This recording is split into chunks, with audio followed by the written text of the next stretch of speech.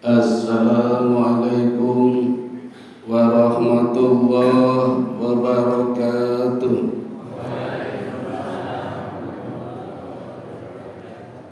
Sayyidatu sa'adah Zummala'il a'izzah Kubailal bidayah Hayya bina nahmaduhu wa nasta'inuhu subhanahu wa ta'ala Hamdan bila ghayah wa madhan bila nihayah. Ashhadu an la ilaha illallah wahdahu la syarika lah wa ashhadu anna Muhammadan abduhu wa rasuluhu la nabiyya ba'da.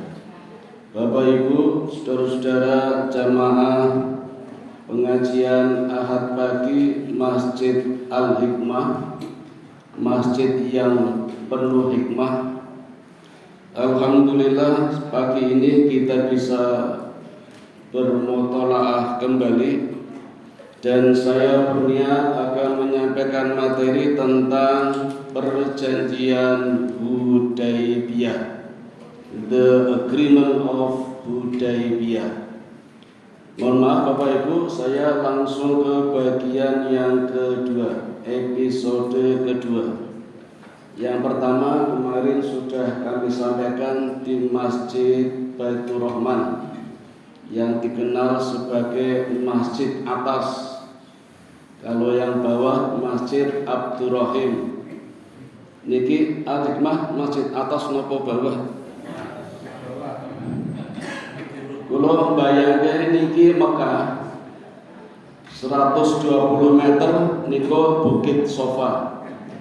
Jadi kalau nak ningali Bapak kan sering kepanggil Bapak dari Bukit Sofa, saya dari Marwah. Turun nen jenengan langsung ke barat Pak. Niko pun koyo sa'i nih Pak. Sehari 5 kali dari Sofa Marwah, turun Sofa lagi Marwah lagi, itu sudah seperti sa'i. Mudah-mudahan para Bapak Ibu yang pergi ke masjid ini dari Sofa maupun Marwah pahalanya seperti ibadah sa'i. Amin.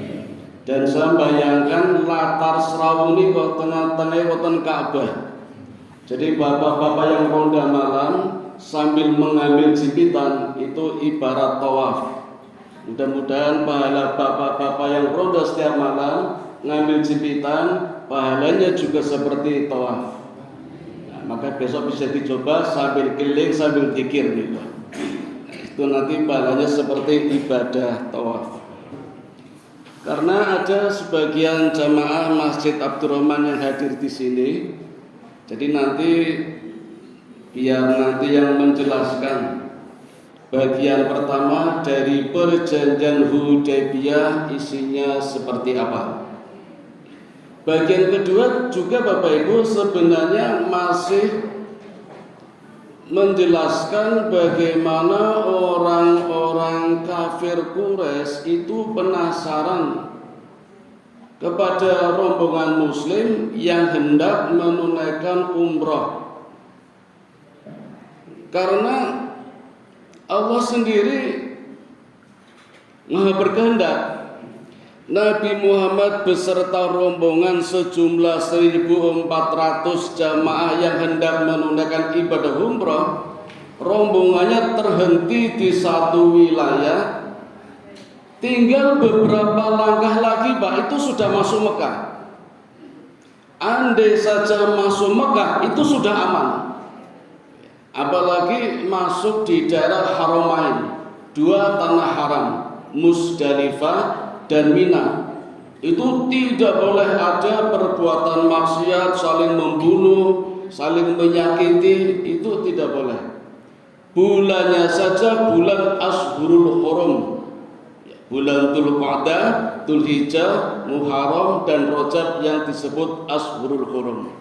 Ini kejadiannya di bulan Dzulqa'dah, bulan yang dimuliakan Allah dan sudah menjadi syariat orang-orang seluruh Arab ketika itu, turun-temurun dari nabi ke nabi, sangat diyakini itu bulan yang diharamkan untuk melakukan perbuatan maksiat dan kejahatan.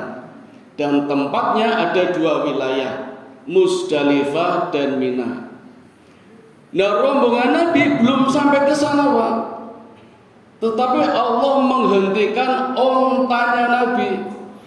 Tiba-tiba ontanya duduk. Namanya siapa Bapak Ibu onta Nabi?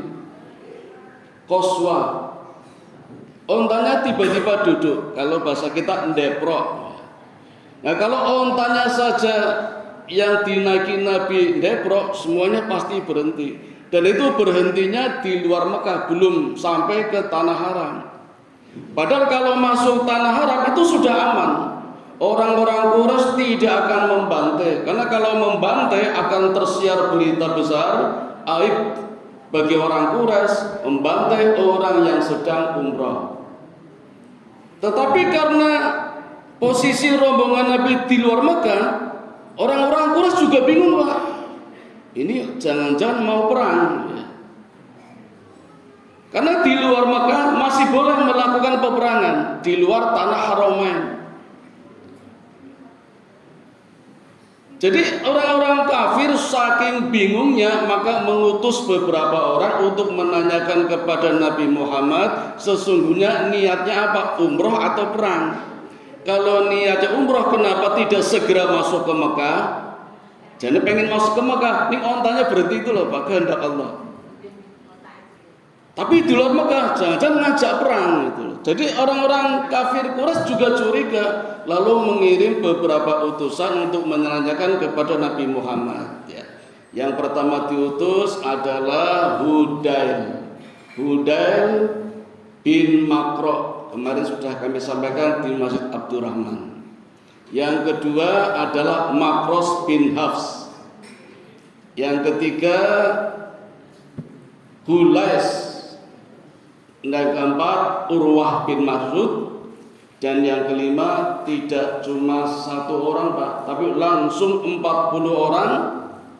40 orang terbaiknya dengan lengkap menggunakan baju perang, diperintahkan oleh pimpinan pasukannya Khalid bin Walid untuk menculik salah seorang sahabat, kalau bisa dipukuli, untuk mengaku apa niat sebenarnya dari Nabi Muhammad, umroh atau perang. Tapi ternyata 40 orang terbaiknya justru menjadi tahanan. Yang menjadi keamanan ketika itu adalah Umar bin Khattab. Orang Quraisy jadi bingung. Umar bin Khattab sendirian Pak, hanya menggunakan ihram bisa menahan 40 orang terbaik Quraisy lengkap dengan pakaian perang dan senjatanya. Jadi mereka orang Quraisy juga berpikir, satu orang saja bisa menahan 40 orang terbaiknya. Bagaimana kalau 1400 maju semua? Dan orang-orang Mekah ketika itu memang punya pengalaman buruk. Beberapa kali peperangan kalah terus. Badar kalah, Hamdat Asad kalah, Khandaq kalah, Mustalik kalah. Jadi berpikir satu orang saja dengan baju ihram bisa menangkap 40 orang terbaiknya. Bagaimana kalau 1400 orang maju semua?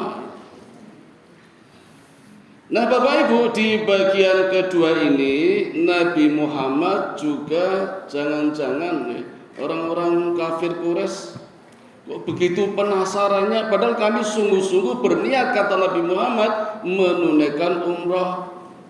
Maka gantian Nabi Muhammad mengutus salah seorang, dipanggilah Umar. Ya Umar, masuklah ke Mekah, sampaikan kepada pimpinan Mekah, ketika itu bernama Abu Sofyan. Jadi Mekah Bapak Ibu dipimpin oleh Abu Sofyan. Abu Sofyan setelah memimpin perang Khandaq dengan 10.000 pasukan menjadi pimpinan kota Mekah.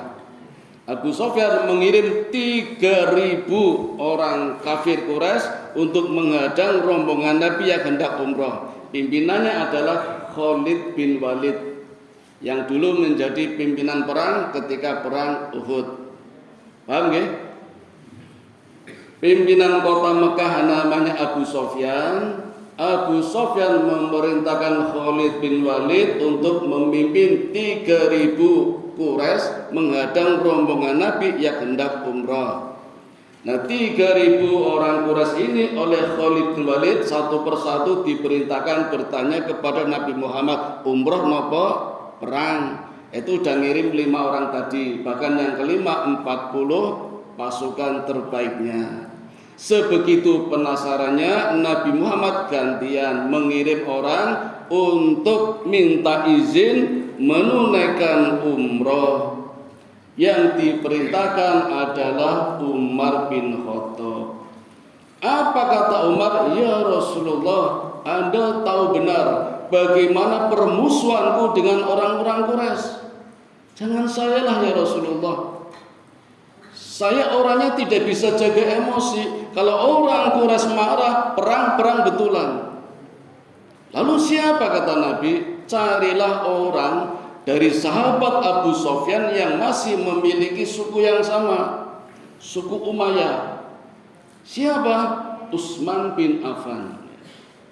Ini Umar tidak membantah Bapak Ibu, tapi memberikan saran. Kalaupun Rasul tetap memerintahkan Umar tetap berangkat, perang. Tapi Umar memberikan saran dan sarannya lebih baik, maka Nabi mengatakan baiklah. Nah, ini pelajaran buat kita Bapak Ibu. Ya, kita tidak boleh mengabaikan usulan dari orang yang lebih rendah dari kita, orang yang lebih muda dari kita, kalau memang usulannya lebih baik. Nabi saja mengajarkan begitu, menerima usulannya Umar. Ya, ini pelajaran buat kita. Maka berangkatlah Utsman bin Affan masuk ke Mekah dan bertemu dengan Abu Sofyan. Abu Sofyan mengatakan, ya Utsman, kalau mau umrah silakan umrah, aman, tidak ada yang menghalangimu. Kata Utsman, demi Allah, saya tidak akan melakukan umrah sebelum Nabi Muhammad SAW melakukan umrah. Itu kata Utsman bin Affan. Ya.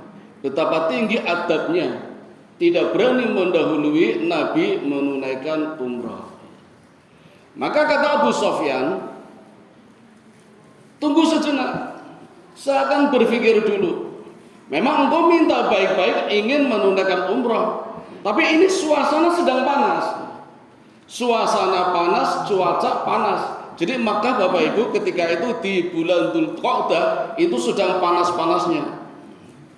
Maka kemarin jamaah haji yang berangkat di bulan Dzulqa'dah itu sedang panas-panasnya. Dan informasi yang saya terima sekarang yang meninggal sudah sekitar 700 orang, saking panasnya itu. Suasana hatinya juga panas. Karena beberapa kali sebelum peristiwa ini kalah perang. Jangan-jangan Muhammad SAW datang dengan 1.400 rombongannya untuk umrah, itu balas dendam menurut orang kafir. Jadi memang sedang panas, suasana hatinya juga panas. Maka kata Abu Sofyan, tunggu, saya akan bermusyawarah dulu, berunding untuk memutuskan boleh umrah apa tidak. Dan selama kami membicarakan, sebelum memutuskan, kamu tunggu di sini, tidak boleh keluar dari Mekah. Padahal Nabi Muhammad di luar Mekah menunggu.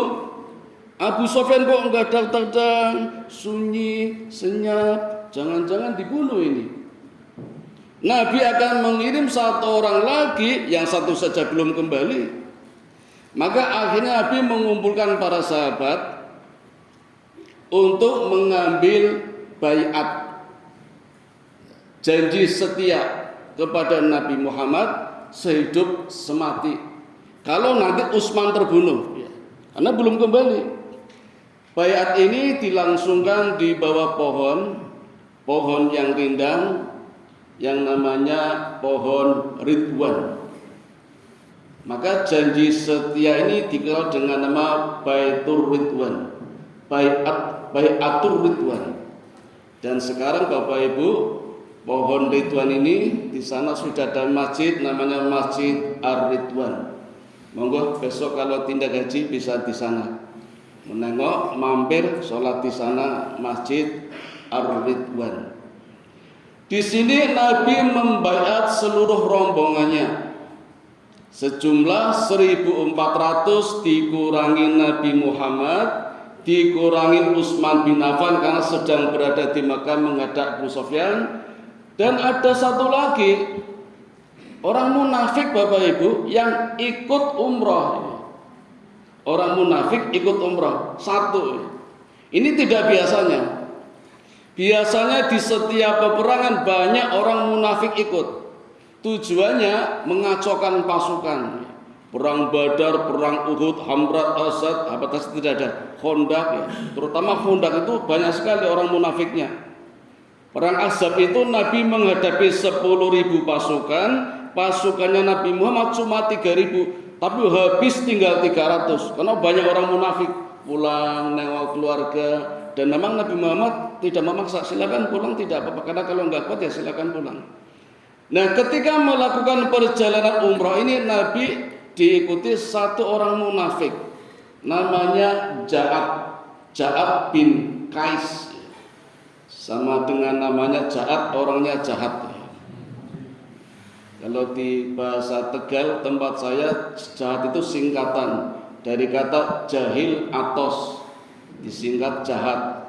Jahil niku bodoh, atos itu menang-menangan. Wis ngerti salah menang-menangan, jenenge atos, disingkat jahat. Ini orang munafik namanya Ja'ad bin Qais. Pekerjaannya namanya orang munafik ngompor-ngompori. Jadi ketika Nabi Muhammad mengiklankan ayo kita umroh mumpung di bulan haram, tidak ada peperangan, orang munafik ini itu malah ngompori. Muhammad nggak pakai Nabi, nggak pakai Rasul, nggak pakai Sallallahu Alaihi Wasallam. Muhammad sudah tahu Mekah sedang panas, ini malah ngajak-ngajak umroh. Jangan-jangan malah di pantai di sana tidak bisa kembali lagi. Ini orang munafik seperti ini, Pak. Dan dari zaman ke zaman pasti ada. Di sini aja ada, Pak. Ada. Ayo kita ngaji Ahad pagi, mesti ada rasa ngaji ngopo, jajan ora enak, Pak. Mesti ana. Wong e makan boten iki. Ora ana, alhamdulillah ora ana. Mangkat niku biasanya malam hari sini. Di zaman Nabi ada. Nah, orang ini tidak ikut baiat. Jadi hanya 1.397.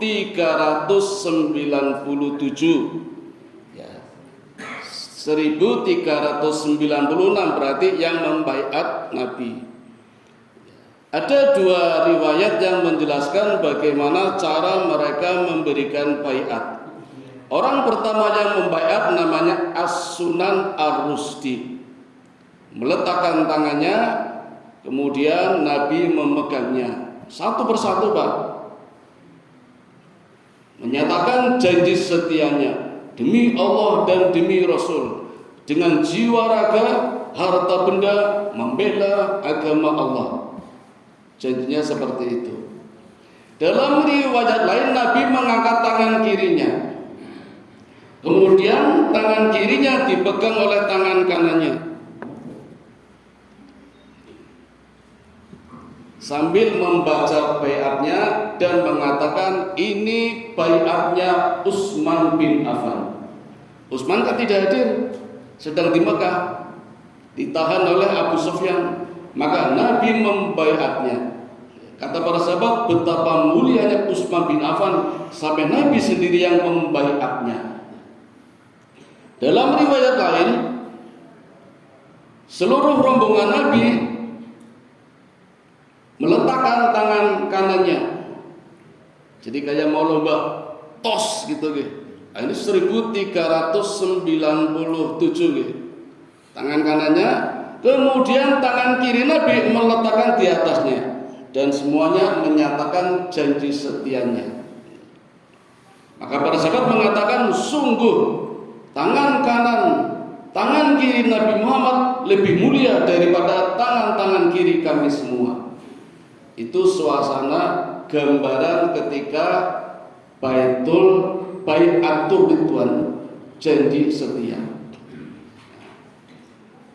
Bapak Ibu, setelah baiat selesai, ada seorang sahabat namanya Salamah bin Aqwa. Ini sahabat Nabi yang terkenal dengan kecepatan berlarinya ketika perang. Ketika di bawah pohon Nabi mendatanginya, "Ya Salamah, ucapkan baiatmu. Sudah ya Rasul, ulangi lagi. Dan itu memang kebiasaan Nabi, Pak. Nabi selalu mengulang untuk menunjukkan kesungguhannya itu. Jadi satu persatu diulangi lagi, didatangi oleh Nabi, menyatakan janji setianya. Kenapa demikian? Ada informasi penting yang hendak disampaikan oleh Nabi. Informasi apa, Bapak Ibu? Ternyata Allah memberikan rahasia besar ketika janji Baitur Ridwan ini memberikan kabar gembira dan wahyu turun, yaitu akan memberikan kemenangan besar di perang Khaybar.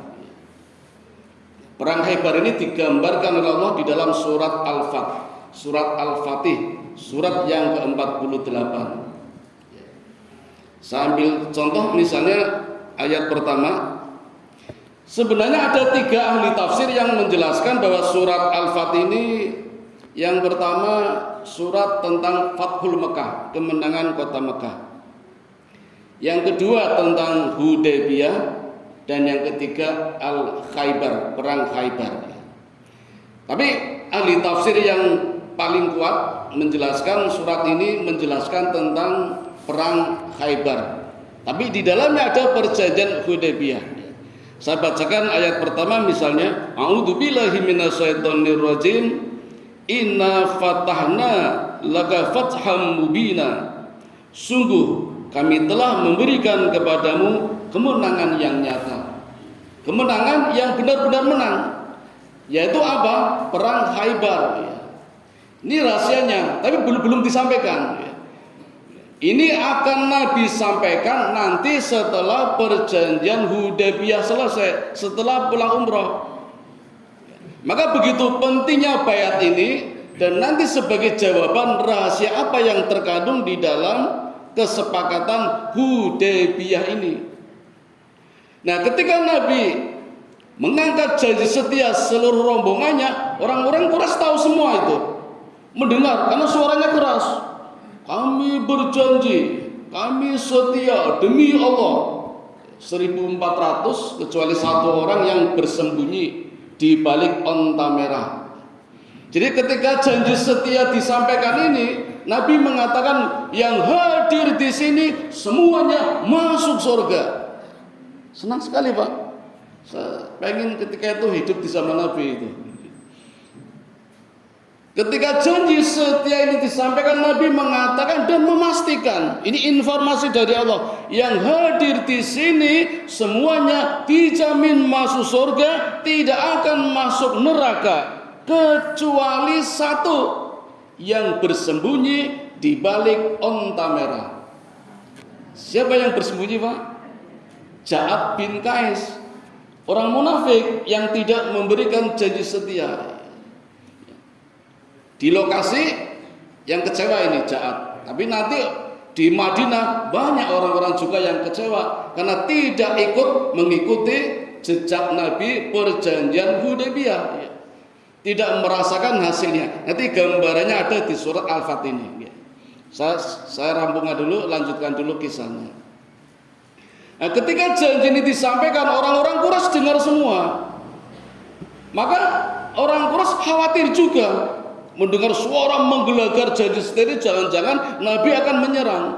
Apalagi Mekah punya pengalaman buruk, kalah terus dalam peperangan. Akhirnya Abu Sufyan mengutus salah seorang untuk menemui Nabi Muhammad mengajak perdamaian. Dan orang yang diutus bernama Suhail bin Amru. Melihat Suhail bin Amru keluar dari Mekah mendatangi tenda Nabi, Nabi mengatakan, kalau bahasa kita barakallahu lak, Allah telah memberkati kalau memang sudah ada niat perdamaian.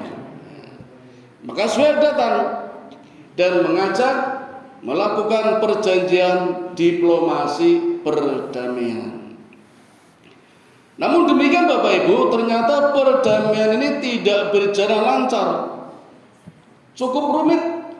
Padahal orang Mekah yang hadir di tenda Nabi ketika mengadakan janji perdamaian, diplomasi perdamaian hanya 2, Suhail bin Amru dan Makros bin Hafs.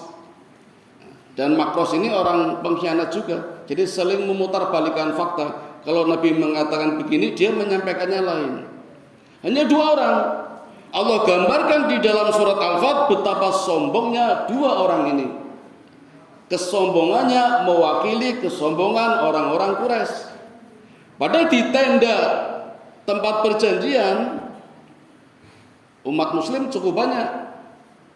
Ada Nabi Muhammad sallallahu alaihi wasallam, Abu Bakar As-Siddiq, Umar bin Khattab, Utsman bin Affan, Ali bin Abi Thalib, Abdurrahman bin Auf, Sa'ad bin Abi Waqqas, dan satu lagi istri Nabi, Ummu Salamah, ikut hadir juga. Diajak Nabi menunaikan umrah. Usianya lebih tua daripada Nabi. Dulu istrinya Abu Salamah, sekarang menjadi istrinya Nabi. Ikut di perjalanan ini. Ada delapan orang muslim, dua orang kafir di tengah-tengah orang muslim yang jumlahnya 8, sempat-sempatnya berlaku sombong. Bagaimana kesombongan mereka di dalam perjanjian Hudaybiyah? Mereka membacakan dulu perjanjiannya, dan perjanjian ini tidak seimbang, Pak. Karena yang menyatakan mereka rombongan Nabi Muhammad diam. Mereka mulai membacakan. Poin yang pertama, tahun ini umroh batal. Yang kedua, umat Islam semuanya harus pulang ke Madinah, tidak boleh umroh. Yang ketiga, kalau mau umroh tahun depan. Yang keempat, kalau tahun depan umroh hanya 3 hari, tidak boleh lebih. Dan niatnya harus umroh, tidak boleh yang lain. Berdagang tidak boleh, apalagi perang tidak boleh. Itu poin yang keberapa, Pak? Yang keempat. Poin yang kelima, masing-masing suku Quraisy dan sukunya Nabi Muhammad dari Madinah boleh bersekutu dengan suku lain. Kebetulan ketika perjanjian Hudaybiyah ada 2 suku yang menjadi saksi. Yang pertama suku Khuza'ah, itu menjadi saksinya rombongannya Nabi Muhammad.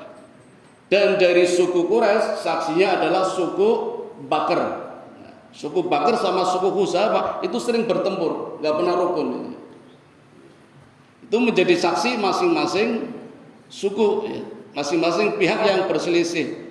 Nah, poin yang kelima, masing-masing boleh mengadakan sekutu dengan suku lain, dan suku lain boleh menjadi bagian dari pihak yang sedang mengadakan perjanjian. Poin yang keenam, ini poin yang berat, Pak. Kalau ada orang Madinah masuk ke Mekah, maksudnya ya dagang, ya silaturahmi, atau murtad kafir, orang Mekah tidak wajib mengembalikan ke Madinah. Sebaliknya, kalau ada orang Mekah masuk ke Madinah, maksudnya masuk Islam, tanpa seizin walinya, maka orang Madinah harus mengembalikan ke Mekah. Ini yang paling berat ini. Dan poin yang terakhir, poin yang berikutnya, ketika rombongan Nabi Muhammad besok umroh dan membawa hadyu, kami tidak menerima hadyu. Silakan bagikan kepada yang lain. Dan poin yang terakhir, perjanjian ini, gencatan senjata ini berlaku selama 10 tahun. Ini baru dibacakan, Pak, belum ditulis. Nabi menyepakatinya tanpa basa-basi.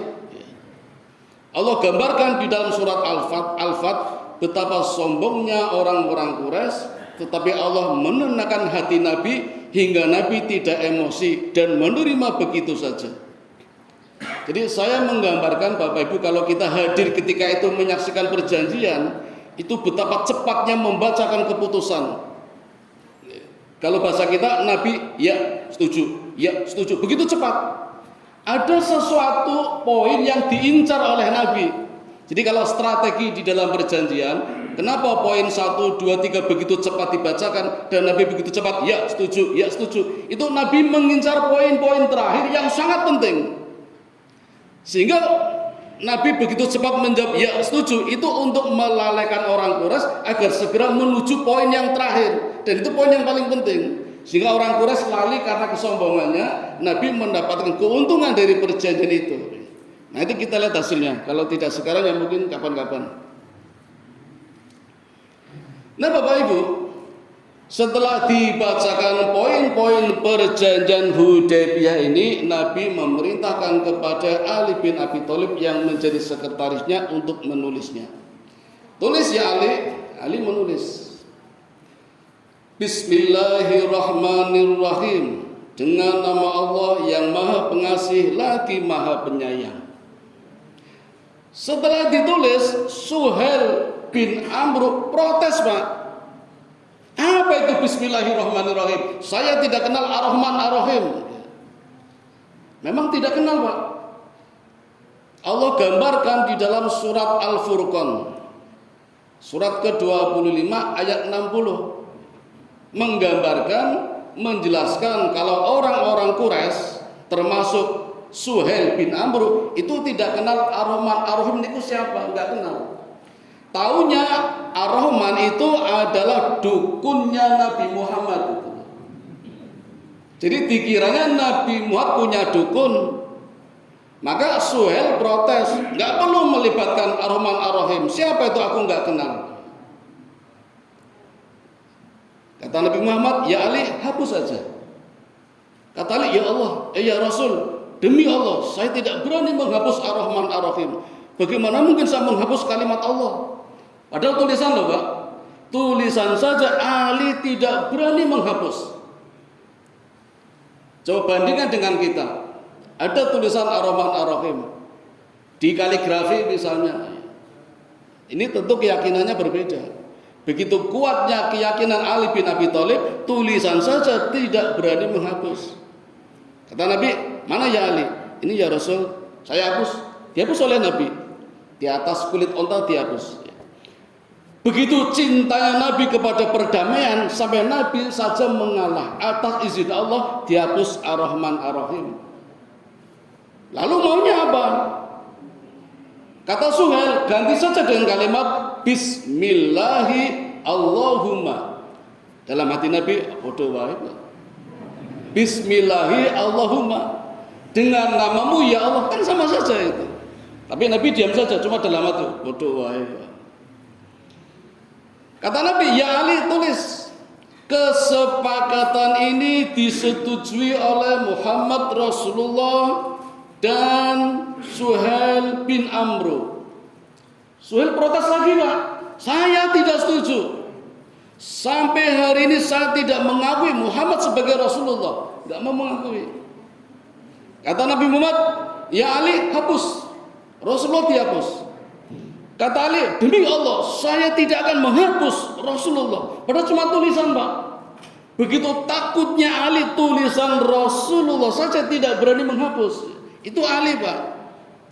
Mestinya kita juga demikian. Tidak malah membakar Quran gitu. Swedia sampai hari ini, Pak, rame-rame membakar Quran. Kebetulan anak saya di sana, Pak. Jadi saya tanya. Ya saya cuma pesan aja. Karena anak saya mimpin demo penolakan pembakaran Quran. Udah kuliah saja, udah nggak usah ikut demo. Nanti kalau udah lulus boleh terserah, nggak apa-apa. Ya, saya cuma nanya, kenapa sih Quran dibakar? Di sana, Pak, Quran itu seperti buku biasa. Jadi mereka dianggap wajar membakar buku biasa. Maka pemerintah di sana membiarkan, tidak menuntut. Saya balik, berarti saya boleh dong membakar Injil. Boleh nggak? Tak balik itu. Pun tinggalkan deh. Jadi kalau kita cinta kepada Quran sebagaimana Ali cinta kepada Quran, menghapus nama Allah saja tidak berani, menghapus nama Rasulullah saja tidak berani, padahal cuma tulisan. Maka Nabi mengatakan, ya Ali, mana tulisannya? Dihapus sendiri oleh Nabi. Diganti Muhammad bin Abdullah. Maka kalimat berikutnya, Perjanjian ini telah disepakati oleh Muhammad bin Abdullah dan Suhail bin Amr. Nabi ngalah, Pak. Begitu cintanya Nabi kepada perdamaian sampai Nabi mengalah. Dan Allah mengizinkannya. Jadi kalau ada orang orientalis mengatakan umat Islam suka berperang, suka menjajah, salah itu. Nyata Nabi Muhammad cinta pada perdamaian. Andai saja, Pak, Allah menjelaskan di dalam surat Al-Fat, ada 27 ayat nih, banyak sekali. Allah menjelaskan di sini, andai saja umat Islam ketika itu perang menang, Pak. Padahal cuma 1.400. Quraisy 3.000. Allah menjanjikan menang, tapi kenapa Allah tidak memerintahkan perang? Ngalah, yang penting damai dulu. Ada rahasianya, yang penting damai dulu. Ini rahasianya ada nanti di surat Al-Fatih ini. Maka begitu perjanjian hendak dituliskan, tadi kan baru dibaca nih pagi. Ketika mau dituliskan satu persatu, tiba-tiba terjadi satu kejadian di luar tenda, di luar perkemahan. Ada seorang pemuda yang berteriak-teriak. Pemuda ini bernama Abu Jandal. Pernah dengar, Pak? Abu Jandal. Gak usah ditambahin jandal jepit. Bukan janda, itu yang kemarin bikin masalah di Indonesia. Ini Abu Jandal. Kenapa? Ternyata Abu Jandal adalah anaknya Suhail bin Amr, tokoh Quraisy yang memimpin perjanjian Hudaybiyah dari kalangan kafir. Itu punya anak namanya Abu Jandal. Ketika Suhail hendak berangkat, Abu Jandal itu menjadi tahanan bapaknya sendiri. Tangannya dirantai, ditahan di rumah. Anak muslim, Pak. Bapaknya kafir, anaknya muslim. Ketika bapaknya mengadakan perjanjian, Abu Jandal lepas, lari. Apalagi mendengar berita kalau umat Islam yang dipimpin oleh Nabi Muhammad SAW hendak umrah. Maka Abu Jandal keluar rumah sambil berteriak-teriak, "Ya Muhammad, ya Rasulullah, aku ikut hijrah, bawa aku ke Madinah." Abu Jandal tidak tahu kalau di dalam tenda sedang ada perjanjian. Kan tidak tahu, Pak.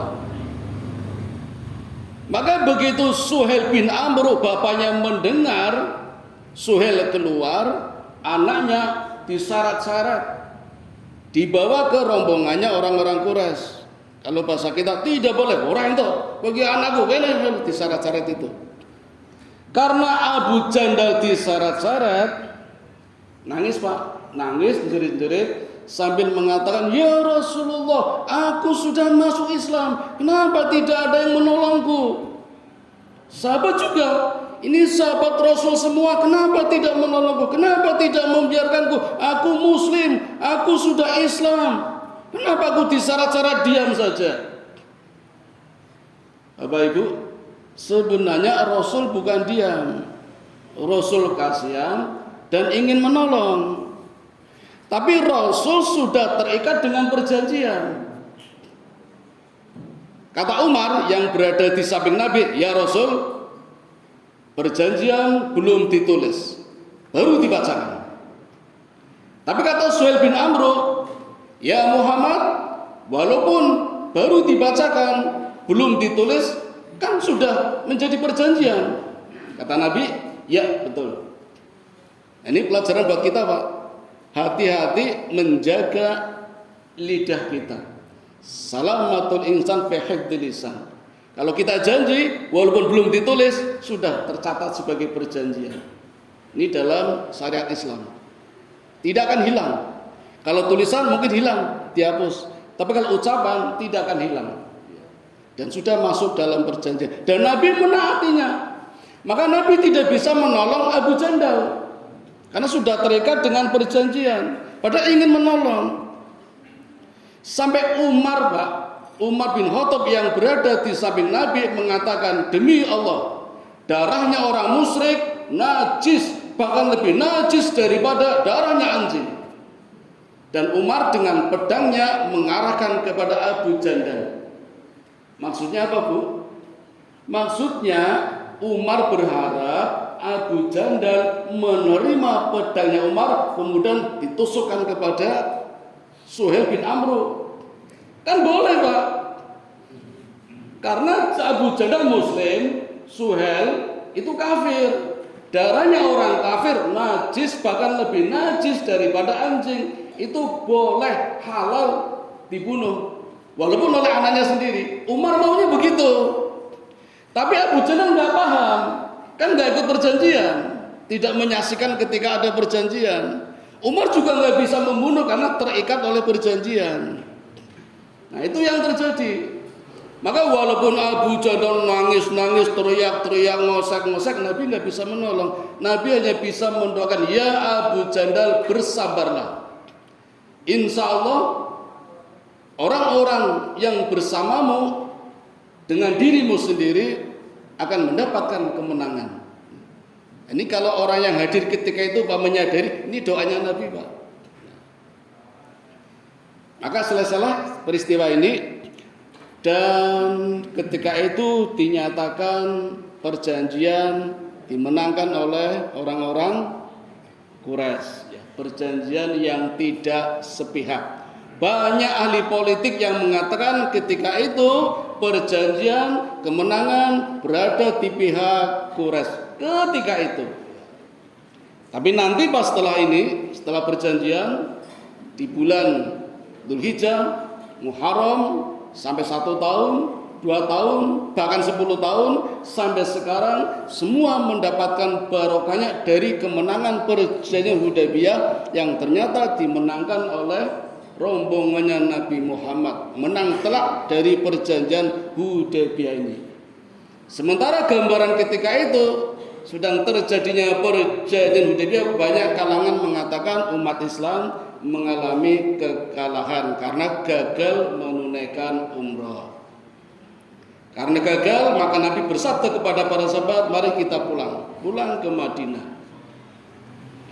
Umar bin Khattab tidak terima, berkata kepada Nabi Muhammad, ya Rasulullah, mumpung Suhail bin Amru masih di sini, kata Umar, Rasulullah, kita perang saja yuk. Kalau bahasa kita perang, ngajak perang.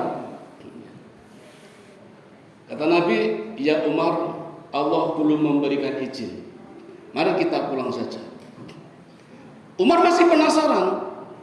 Ya Rasul, bukankah kita berada di posisi yang benar? Betul. Bukankah orang-orang Quraisy berada di posisi yang salah? Iya, salah. Kenapa kita menghinakan diri? Kenapa kita mengalah? Kenapa kita pulang? Tidak saja umrah, tidak melakukan umrah. Padahal kalau perang, insya Allah kita menang, kata Umar. 1.400 kita bisa menang. Mereka hanya 3.000.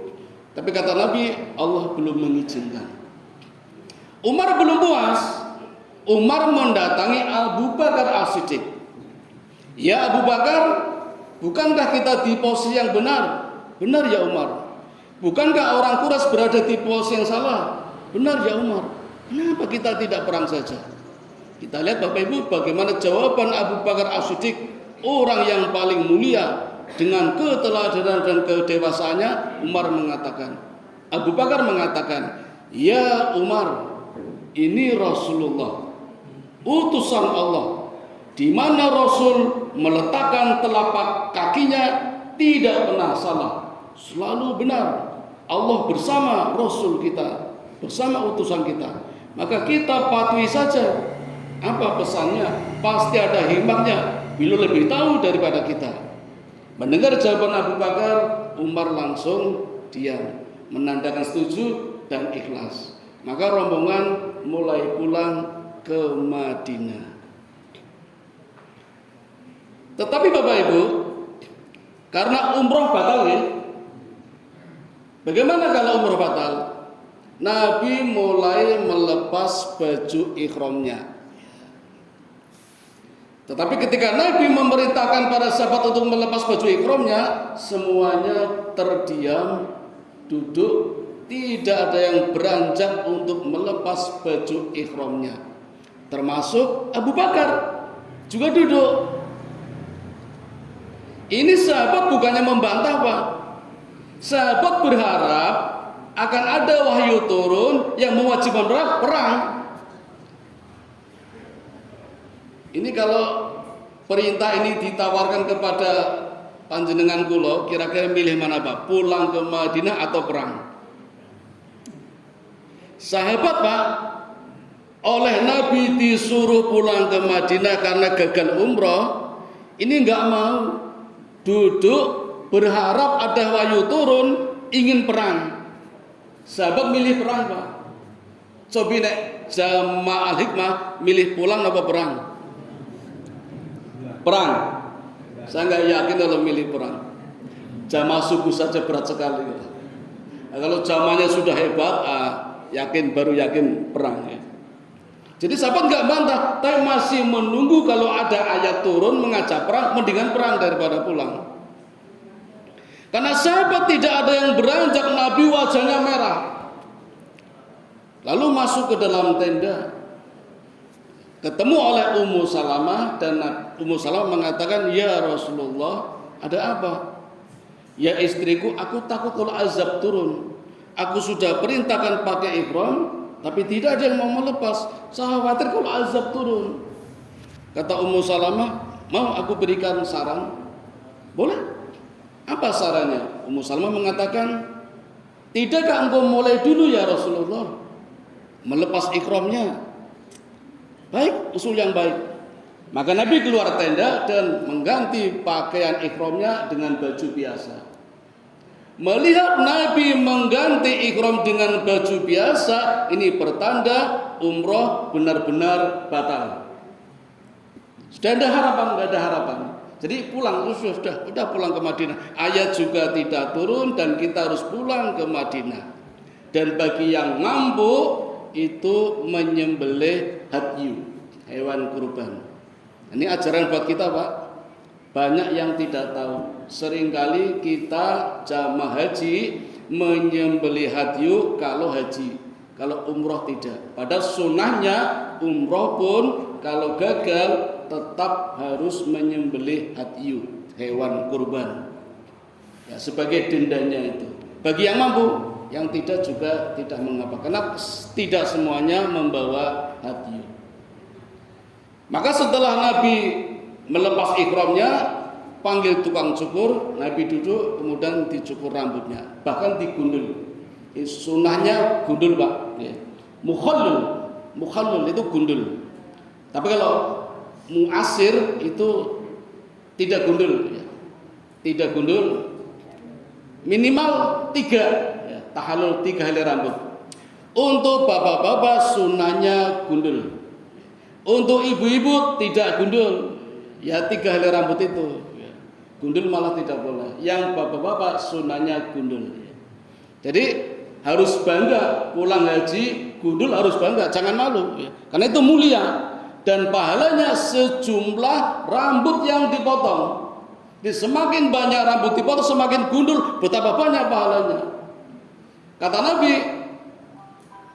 bagaimana beratnya kalau berkorban rambut saja enggan, bagaimana kalau Allah menuntut darah, menuntut peperangan? Korbankan rambut. Apa beratnya mengorbankan rambut? Maka disunahkan gundul, mukhallul ya. Tapi kalau munasir itu sebagian ya, tidak gundul. Sunnahnya gundul. Dan Nabi mengatakan mendapatkan banyak pahala. Kalaupun yang tidak gundul mendapatkan rahmat, dan rahmat juga sudah luar biasa. Tapi sunnahnya lebih mulia yang gundul daripada yang tidak gundul. Maka para sahabat berlomba-lomba mencukur rambutnya sampai banyak yang terluka berdarah-darah. Ulama sejarah mengatakan ada beberapa sebab mengapa mereka mencukur sampai berdarah. Yang pertama, mangkel, masih marah karena gagal umroh. Tapi itu riwayatnya lemah. Nah, riwayat yang paling kuat adalah para sahabat khawatir kalau nanti azab segera turun karena tidak taat pada perintah Nabi. Maka berlomba-lomba segera muncul sampai berdarah-darah. Ya, itu tafsir dari ulama begitu. Selesai mencukur rambut, kemudian Nabi mulai melakukan perjalanan pulang kembali ke Madinah. Belum Berangkat Bapak Ibu, tibalah saatnya waktu sholat asar. Nabi butuh air untuk wudhu. Dan apa yang terjadi Bapak Ibu? Ternyata sumurnya kering. Jadi ketika berangkat, di tempat itu kan banyak sumur, tapi kering semua. Nabi memerintahkan kepada salah seorang sahabat untuk turun ke dalam dasar sumur. Dan oleh Nabi diberikan anak panah. Dengan anak panahnya ditancapkan ke dasar sumur, maka mengalir air dari dasar sumur dengan derasnya. Siapa Bapak Ibu sahabat yang diutus Nabi turun ke sumur? Namanya As-Sumaisi. Sampun dipenggal ya. As-Sumaisi, sampun dipotong. Maka sumur ini Bapak Ibu sekarang dikenal dengan nama Sumur As-Sumaisi. Dan perjanjian Hudaybiyah juga disebut juga perjanjian As-Sumaisi. Sekarang wilayah itu Pak, kalau panjenengan tidak haji, menjadi daerah peternakan onta. Nah, di sana kita bisa beli susu, langsung minum sama ontanya juga boleh. Nah, ada satu peristiwa ketika Nabi hendak sholat asar, ketika berwudu, para sahabat mengatakan, "Ya Rasulullah, aku tunggu engkau berwudu." Karena ternyata ketika Nabi berwudu, 1000 lebih sahabat Nabi mengerumuni Nabi. Sampai Nabi, ada apa ini?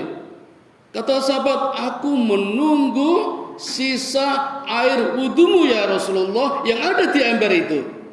Begitu engkau selesai, kami berebut air wudu itu. Karena memang gak ada air Pak. Maka kemudian Nabi berdoa, semua para sahabat menyaksikan. Nabi dengan tangan kanannya dicelupkan ke dalam ember, dan begitu diangkat dari jari-jari Nabi keluar airnya Pak. Maka seluruh sahabat berebut dengan embernya, nampungi Pak, memenuhi kendi-kendinya semua. Ini mukjizat Pak.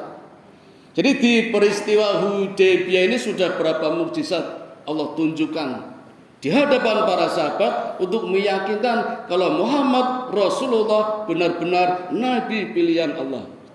Allah tunjukkan itu. Selesai sholat, kemudian melakukan perjalanan pulang. Tesi wonten wekdal nggih? Napa pun telas? Tesi nggih, damale nggih.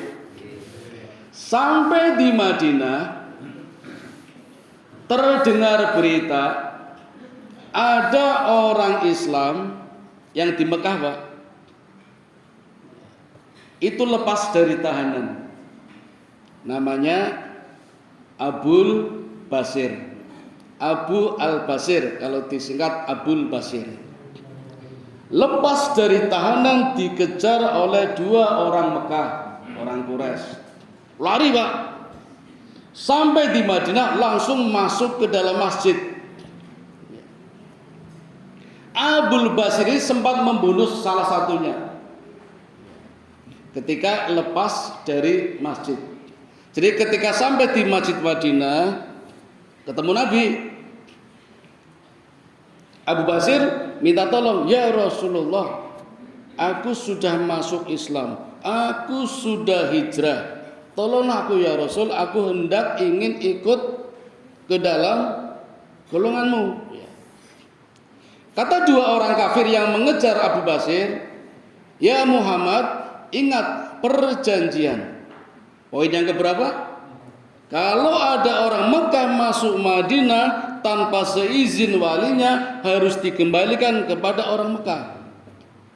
Abu Basir orang Mekah, lari ke Madinah, masuk Islam, minta pertolongan, tapi Nabi terikat dengan perjanjian. Maka Nabi mengatakan, saya tetap pada perjanjiannya. Apa kata Abu Basir? Ya Rasulullah, kenapa tidak menolongku? Kalau begitu, baiklah, aku siap, kata Abu Basir. Dan Nabi menyerahkan Abu Basir kepada orang Quraisy tadi, orang Mekah. Lalu dibawa lagi. Tapi sampai di Dzul Hulaifah, mikotnya haji bagi di Bir Ali, ketika istirahat, Abu Basir sempat membunuh salah satu, dan yang satu lari.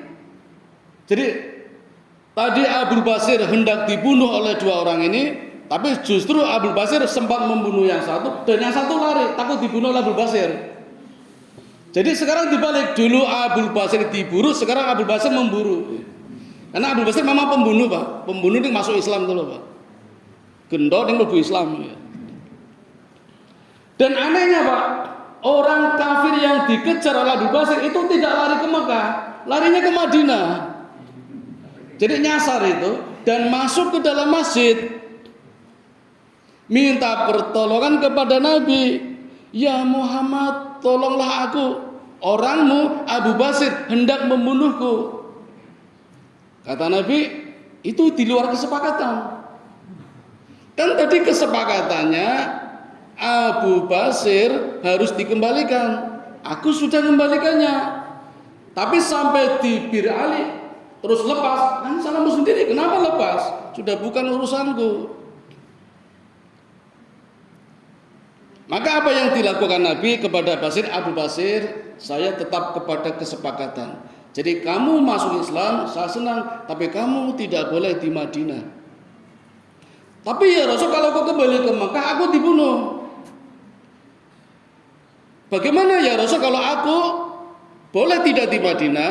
Aku tidak kembali ke Mekah, tapi aku ke daerah lain. Kata Nabi, silahkan. Karena Mekah dan Madinah terikat perjanjian.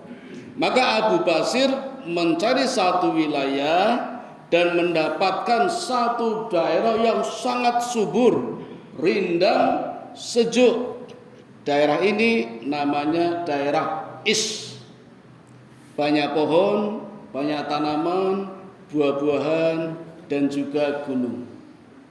Abu Basir menuju ke wilayah ini, Pak, sendirian, Pak, dan wilayah itu tidak ada penghuninya. Padahal sering dilewati oleh kabilah-kabilah dari Mekah, mau berdagang ke negeri Sam, mesti lewat Madinah, lewat itu. Itu letaknya di sebelah barat Madinah. Jadi kalau ini Madinah, sebelah baratnya itu daerah Is, luas, jembar, Pak. Jadi koyo Kulon Progo ini nggak ada penghuninya. Dihuni sendiri oleh Abu Basir.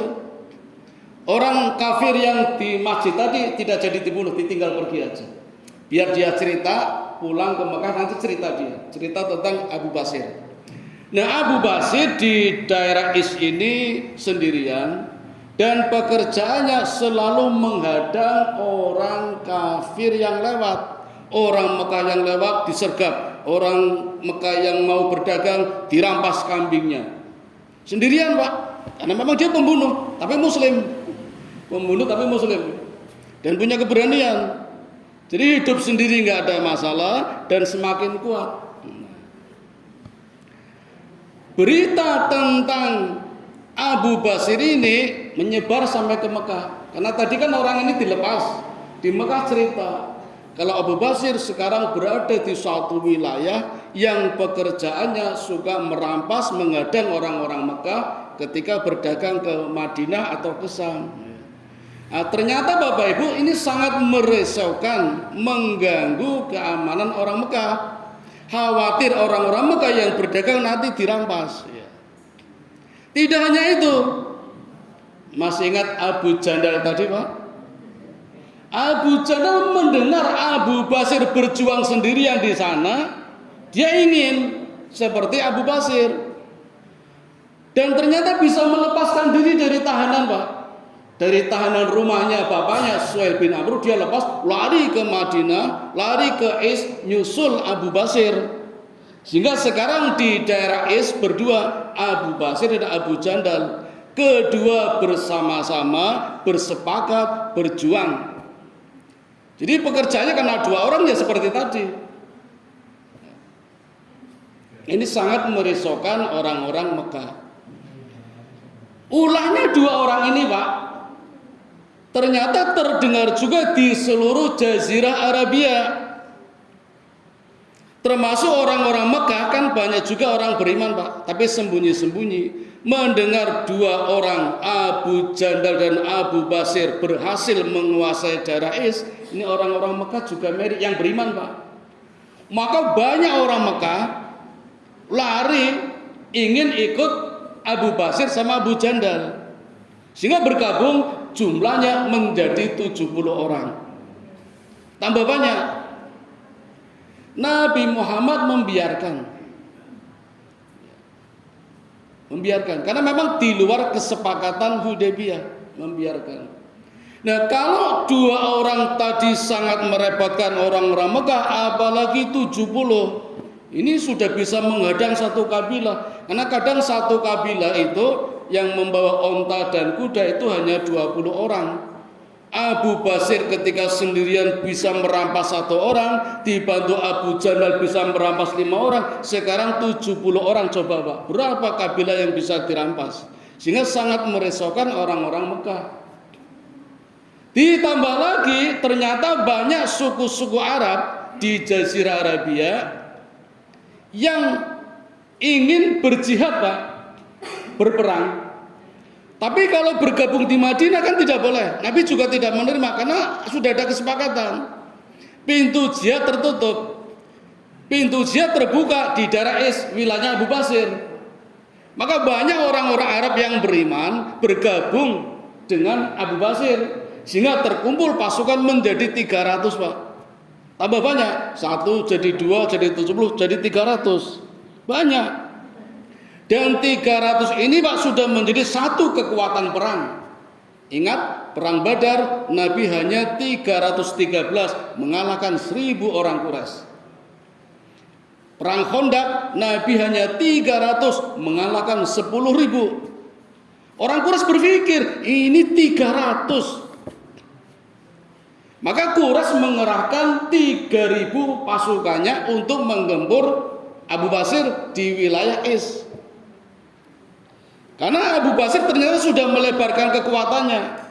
Tidak cuma bertahan di daerah itu, tapi keluar menyerang suku-suku di sekitar Mekah. Belum masuk Mekah Pak, tapi di luar. Dan sangat meresahkan orang Mekah. Maka begitu pasukan Mekah datang di wilayah Is, dan Abu Basir tahu kalau orang Quraisy datang, Abu Basir bersembunyi, tidak mau perang. Ya, karena belum saatnya mungkin menurut Abu Basir. Bersembunyi di balik gunung berhari-hari. Orang Quraisy jenuh, ngapain nunggu yang tidak jelas? Mau digembur, orangnya nggak ada, sembunyi. Daerahnya luas Pak, Asak Kulon Progo Pak. Akhirnya kan gemes orang-orang Quraisy. Sekalian datang ke Madinah menemui Muhammad dan mengatakan, ya Muhammad, aku menuntut hak rahimmu. Apa? Ingin merubah kesepakatannya.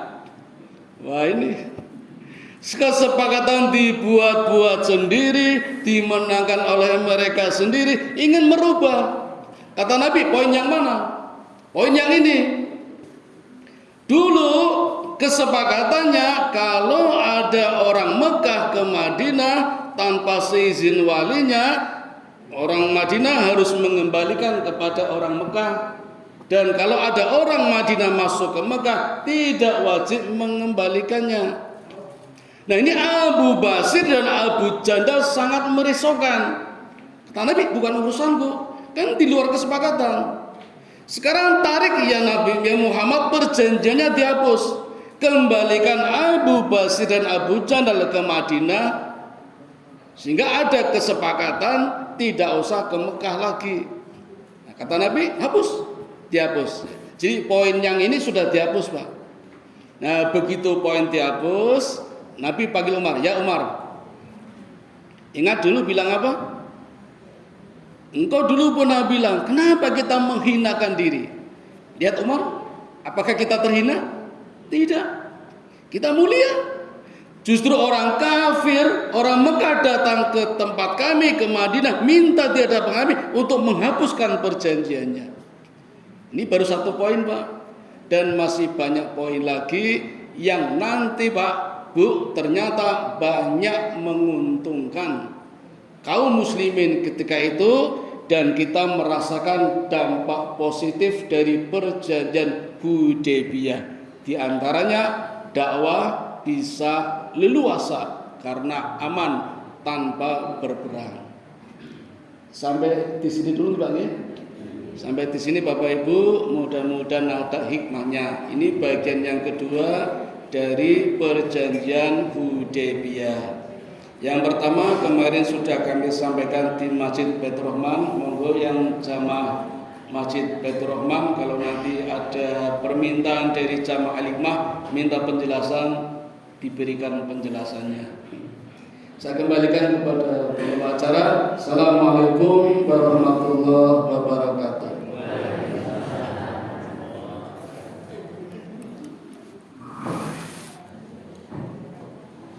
Terima kasih kami sampaikan kepada yang telah menyampaikan materi kajian.